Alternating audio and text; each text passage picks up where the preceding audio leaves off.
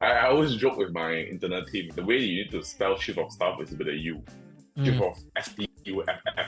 Right? So basically things that tend to fall through the cracks, things that people don't want to do, this is where the chief of staff comes in, right? mhm. Especially now, we as a company already raised Series C. We are not exactly a Right. bootstrap startup anymore. We Yeah. are, to some extent, one of the big boys now, right? But we don't want this kind of underdog mentality or the David versus Goliath mentality to go away. What we want to do is that we codify this as part of the DNA for the employee. So SOS is about no problem is not my problem. Right? I always joke with my internal team, the way you need to spell chief of staff is with a U. Chief Mm, of STUFF. Right? So basically things that tend to fall through the cracks, things that people don't want to do, this is where the chief of staff comes in, right? mhm. Especially now, we as a company already raised Series C. We are not exactly a Right. bootstrap startup anymore. We Yeah. are, to some extent, one of the big boys now, right?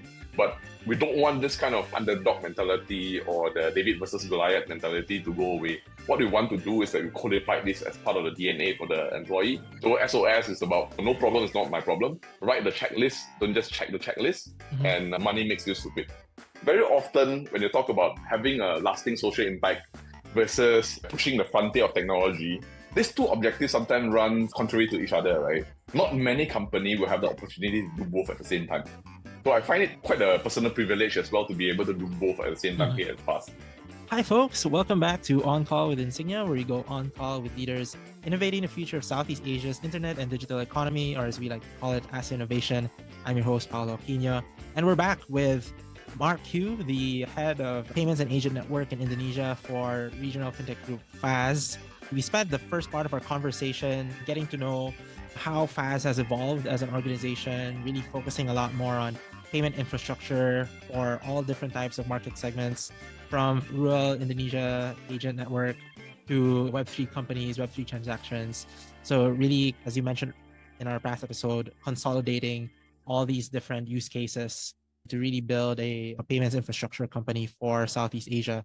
So, now in this episode, I wanted our audience to get to know you a little bit more and learn from your experience as a leader in Faz, as you have been for the past 3 years.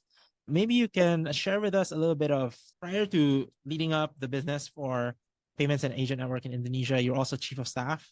Maybe you can share a little bit about your role there as chief of staff and how that has evolved in terms of your new role now at Faz. I always joke with my internal team, the way you need to spell chief of staff is with a U. Chief Mm, of STUFF. Right? So basically things that tend to fall through the cracks, things that people don't want to do, this is where the chief of staff comes in, right? So joke aside, the role has actually evolved quite significantly over the past 3 years that I was here. And partly it's also because of the professionalization phase that we talk about. It used to be a jack of all trades. Right now, we are trying to compartmentalize the part and then move it back to the natural born owner. So the role actually started off as more of a IR and a bit of a special project mm, functions, mainly taking care of investor reporting, like whenever England wants some ad hoc reports or any of the investor wants some information, this is where the chief of staff role come in. We also deal with a lot of fundraising matters, preparing the deck, etc. And also ad hoc projects like post-merger integration, rebranding, or buy-side due diligence, etc. But ever since the professionalization phase, we have established a strategy department. We have also built up an IR function within the finance department. So some of this role has already been handed over to the rightful owner. Today, the chief of staff role is, I would say, less formally defined, but I usually gravitate towards the kind of a task that falls into maybe one of these two categories. Like category one is, I call it situational or crisis management, mm, where there are swift action that's very important during some significant events, for example. And second kind is what I call a cross-functional coordination. So when something requires communication and collaboration across different departments and there's no clear owner, so to speak, this is where I step in and take charge of the initiatives until a point that we are able to find a natural born owner, then we hand it back. It's a bit of a legacy reason why I still oversee the strategy, people, marketing slash PR function, but that's more of a circumstances driven rather than deliberately design it that way. Like you said, my formal responsibility now is to manage the payment and agent business here in Indonesia. I think it really just ties back to what you mentioned in the previous episode about joining Faz as sort of a fixer, quote unquote, and really looking at the different opportunities for Faz to develop further as an organization. So that has folded into how this chief of staff role has evolved. But apart from having been chief of staff, you're also head of people as well. And I would think that you would have had quite a concrete role in terms of really developing the culture at the company. I wanted to get your perspective on the Fazz culture, especially after Fazz and Xfers joined forces in 2019. I'll be honest, like at the beginning of merger, there was definitely some friction between what is so-called a local culture versus more of a regional culture. Definitely some moments where the things become a bit difficult and then tension is high. For example, there's this incident where during a town hall meeting, there are some employees were spamming the chat function and asking us to speak in Bahasa because we're an Indonesian company. But the thing is, like, at least as a head of people and from a management perspective, I feel that we have been very fortunate because Hendra has been very clear and consistent with his expectation. He always tells us that we are building a regional company. We're not building just an Indonesian company, right? Of course, Indonesian will be part and parcel and always be in our DNA. But his vision is for Fazz to be listed, to be competing with international companies. So we need to behave like an international company. Naturally, the way we do things here leans more towards the regional culture. Of course, there are some local aspects that we continue to respect, right? For example, whenever there's important notices, we'll always announce it in 2 different languages. We'll celebrate local festivals, whether is it in Indonesia or in Singapore, or also in Taiwan, because we have quite a sizable Taiwanese employees as well.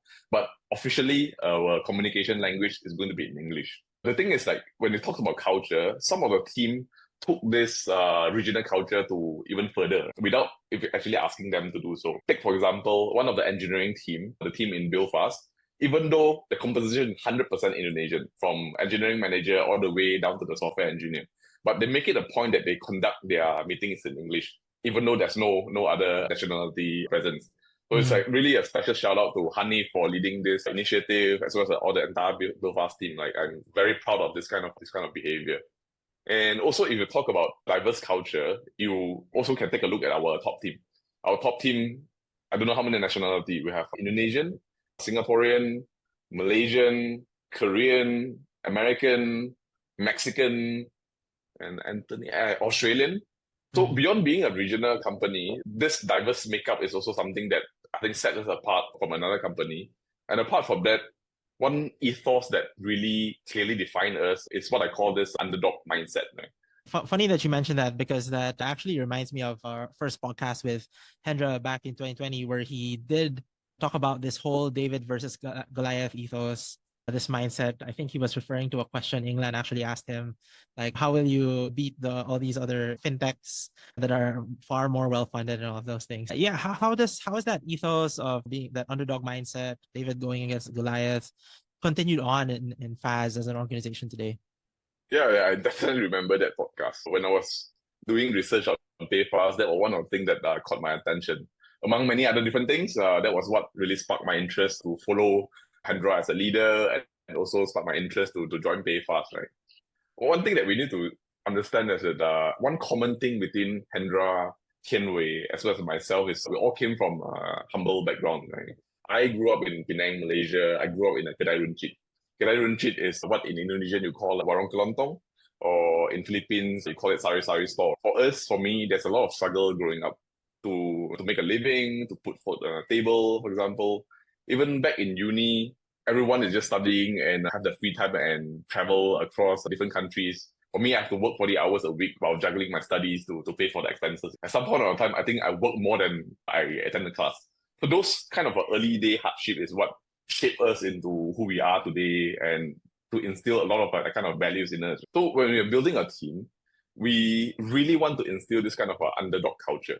So what Tianwei talk about underdog culture, what Hendra talk about David versus Goliath, the way I try to codify this from a culture and behavioral perspective is what I call SOS. SOS stands for solution-orientedness, outbox thinking, as well as scrappy mentality. Maybe talk about what do you mean by this SOS, right? For me, solution-orientedness means that taking ownership of a problem solving. The mantra they always use is that no problem is not my problem. So if you see something without a owner, you, instead of complaining, instead of waiting for someone else, just raise your hand and take charge. It doesn't matter whether is it your function. You don't have to tell me that, hey, I'm finance function. That's not finance. I'll wait for someone else to do it. Hey, I'm people function. That's not people portfolio. Okay, let's wait for someone else to do it. So the idea is that you don't make excuses. If you don't see anyone taking charge, you raise your hand, you own it, you try to fix the problem until either the problem is solved or you delegate it to the right person. That's solution orientedness. Then the second thing that we really emphasize is what we call this outbox thinking.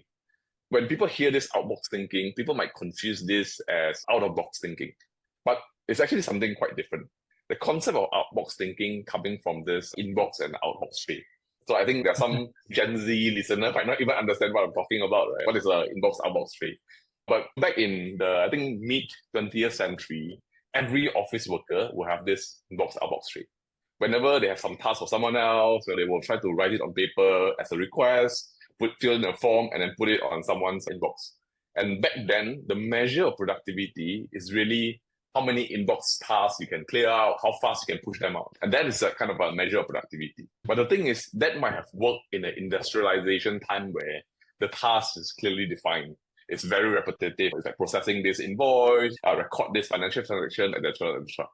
But it simply doesn't work in today's context. It doesn't work in tech and doesn't work in what we call a VUCA world. If you want to deal with this kind of complexity in this world where sometimes things have no clear boundary and no clear ownership, we really want individuals to think like outbox, that someone that can take initiative, can frame the solution, can drive action, and also to get things done across multiple parties, not just fixated by what is written as my job description. So outbox thinking is about don't act like a inbox person who only know how to do the task that's given to you. When you are thinking like an outbox person, you need to be the one that actually assign the task to someone else. So the mantra over here is that write the checklist. Don't be the person that only check the checklist. So that's outbox thinking. And then lastly, especially very important for our this underdog and David versus Goliath mentality is that a scrappy mentality. Scrappy means that it's about creative problem solving, it's maximizing your limited resources, and you never let lack of resources restrict yourself from achieving the goals that you want. Sometimes what we see is that once the organization become a bit more mature, a bit more built up, we have the luxury of resources. This is when we stop thinking. This is when we stop innovating. We just rely on resources. We just think that every problem can be solved by throwing more money, more resources, more people over there. So the mantra that we want people to remember is that money makes you stupid. Think like when you don't have money, how would you act in that kind of situation? So SOS is about no problem is not my problem. Write the checklist. Don't just check the checklist. And money makes you stupid. Especially now, we as a company already raised Series C. We are not exactly a bootstrap startup anymore. Yeah. We are, to some extent, one of the big boys now. We don't want this kind of underdog mentality or the David versus Goliath mentality to go away. What we want to do is that we codify this as part of the DNA for the employee. We want to constantly reminding our team that this is a underdog mindset, and this thing shouldn't go away regardless of how big we have grown as a company. Yeah, I think it's quite interesting. Yeah, you did mention Fazz is definitely more of a scale up now, definitely not a startup any longer, post Series C, but you guys continue to inculcate that underdog mindset as framed within this SOS acronym that you have. I was wondering whether you have advice for other leaders who are listening in, who are also facing a similar effort to actually try to retain this kind of scrappy underdog mindset, even as the organization grows. Like what are, especially if the organization is just like Fazz in multiple countries, right, with different cultures, like what's a piece of advice you would give in order to make sure that it actually gets implemented? Bring them back to where it started. Bring them back to where it started is that we need to remind them how this company got started, right? So one of the things, especially in Indonesian folks, any employee that's working for the Asian business, we make it a point during some part of the onboarding journey to bring them to our warung visit. Why we want to do this is that we want them to understand the significance of every single transaction means to the people that are using our application. Sometimes when we're sitting in either Singapore or Taiwan or Jakarta HQ office, we might not feel the impact of one transaction. One transaction, our take rate is, 200 rupiah, it's like barely 10 cents, like 2 cents Sing dollar. People might discount the importance of this kind of one transaction. And sometimes when we face with a failed transaction or delayed transaction, of 50,000 or 100,000 might get delayed for 20 minutes or 1 hour, we just brush it off. But if you understand the significance of this kind of transaction towards our population, this is where you will act very differently. So during the onboarding process, what we try to do is that we bring them back to the journey when Hendra first started this company. Why does he think that digital transaction for the unbanked and the underbanked population is so important. When you are constantly reminded towards the founding origin of this company, then this is where you always start to inculcate that kind of behavior in everything that you do. So if there's any advice, that don't think that there is no value in the past and in the stories of how the company comes to today. Always try to find an opportunity to bring them back to the starting point. Try to remind them. We always joke about this with Hendra. We want to set up a statue of Hendra in Jambi outside the father's shop. So whenever they do the onboarding process, they'll bring all the employee back to Jambi and then look at the shop. That's always a joke, but who knows? It might turn out to be a good idea. The starting point and founding stones of everything. Yeah, no, yeah, that's why I find a lot of fulfillment in getting to know all these origin stories, because even if the company may change a lot over the years, the values and the mindset and the motivation is really what sort of brings the company together like several years down the road. It even, you hearing the podcast actually got you more interested in the company. That was the same podcast, I think, where Hendra really told his story coming from Jambi and about his family. So yeah, I think definitely. Those stories really matter. And just to tie a bow on this conversation, you talked about it a little bit in our last episode, but maybe you can expand a little bit more on what you have been finding really most fulfilling about working at Fazz over these past 3 years. What do you think is keeping you and your colleagues going in the next 5-10 years of this company? We touched upon this in the first episode, right? For me, the two very fulfilling aspects about working at Fazz is these two things. Number one is about creating lasting impact in people's life. Whenever we do a warung visit, whenever we sit down and listen to the stories of the people, that their life has been transformed, has been touched by us ever since they started using our services. We also featured this in our Insignia podcast, Udesi, where we went from having only one stool under the tree outside the bank to managing 19 stores today. So it's this kind of stories, how much we have impacted her life, that constantly reminded us that our hard work will always be able to make a difference and make a lasting impact. I think that's also a personal driving force for me as well, being able to see how our hard work has transformed people's life. But the second thing that's also very important is our ability to push the boundary of technology.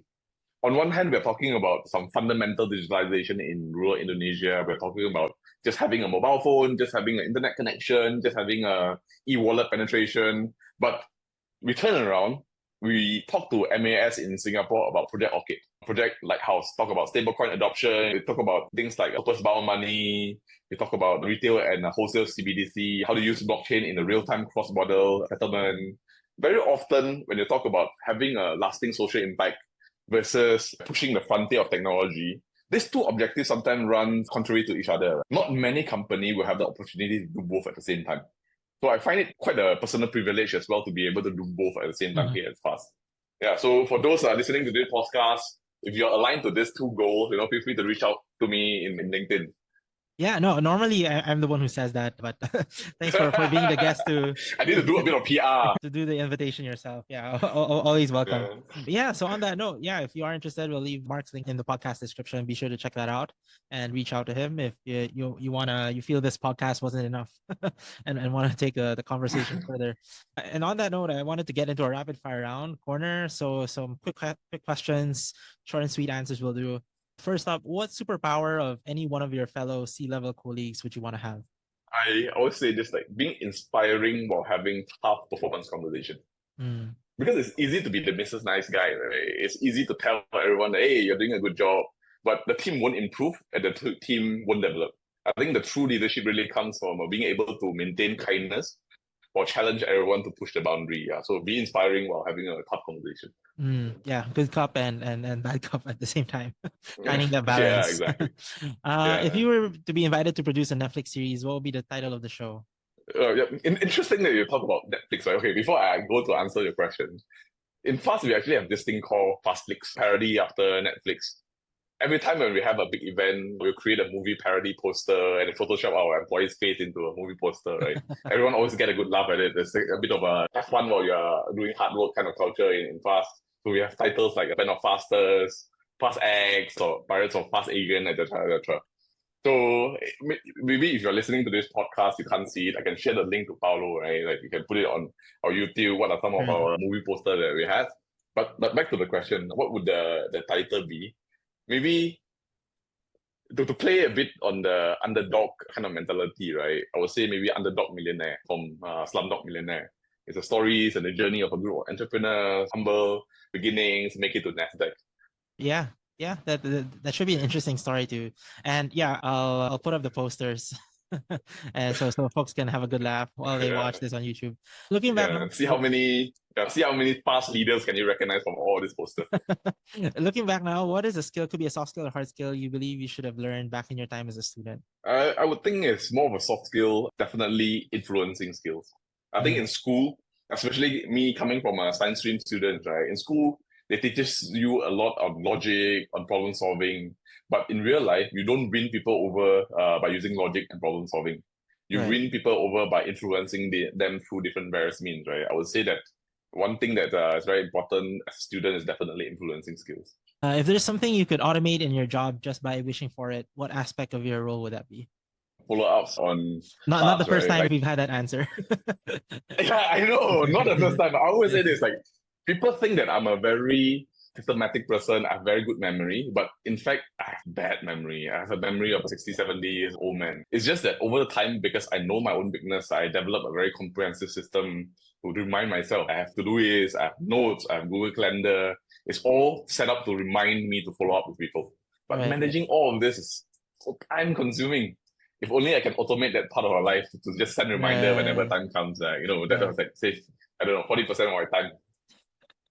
Yeah, I think, I mean, there's so many PA tools out there, but the integration part is, I think, can be very difficult, and I'm not sure people would be willing to just surrender all their, all their Indeed. tasks and Next startup schedules. ideas, people. Yeah, next Yeah. startup ideas, people. AI for key executive, Yeah. How, definitely a how, big how do gold you mine how do there. you make it secure while at the same time all encompassing? That's a And tough ask the challenge. right question, right? Yeah. If you could pick anyone alive or dead to be your 24/7 executive coach, who would it be, and what would be one thing you would want to learn from that coach?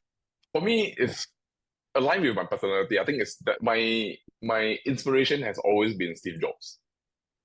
It might be a bit of a controversial answer. Some people might say that Steve Jobs have a bit of a reputation of being a bit of an asshole. He was very tough when it comes to people management. He had very high standards towards his staff. But if you look at it, at the end of the day, people were so inspired by his dedication and also his relentless pursuit of excellence, right? Me being one of them.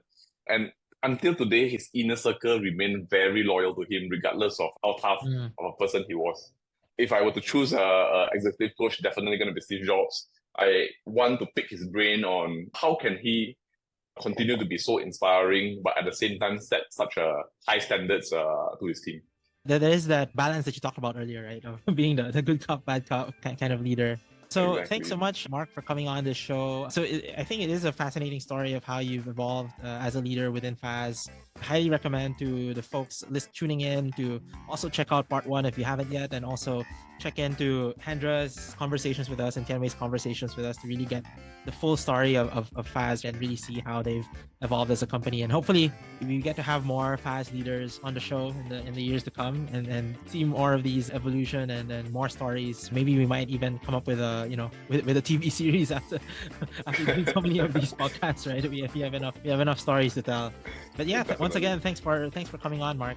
Thank you, Paulo. All Thank right, you, and everyone. yeah, make sure to connect with him on LinkedIn. I'll leave his link in the podcast description below.